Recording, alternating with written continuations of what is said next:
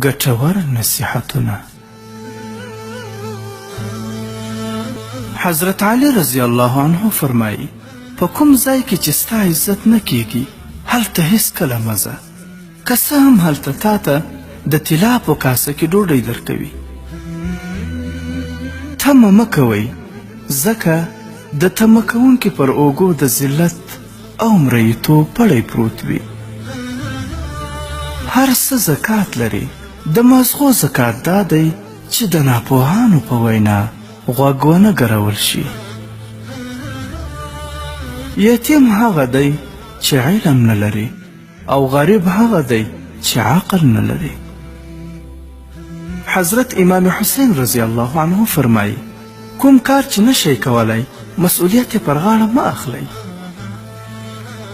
له ظالمانو سره اړیکې ساتل په خپله یو جرم دی. بې عقله شخص بې ادبه وي، بې همته شخص ناکامه وي، او بې دینه شخص بې حیا وي. او حضرت لقمان حکیم رحمه الله فرمایي له احمقانو او ناپوهانو سره انډیوالي مه کوئ، دا په سختي حالت کې ستاسو ستونزې او کړاوونه لا زیاتوي. لکه باران چې وچې ځمکې لمدوي، دغه راز له عالمانو سره ناسته ولاړه د سړي زړه تازه او روښانه کوي. په علم سره زړه داسې ژوندی کیږي لکه وچه ځمکه په باران.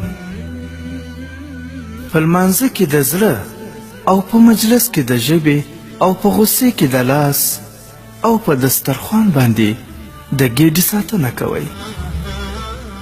او مولانا جلال الدین سیوطي رحمه الله وایي چې و خبرې انسان رسوا او ذلیله کوي.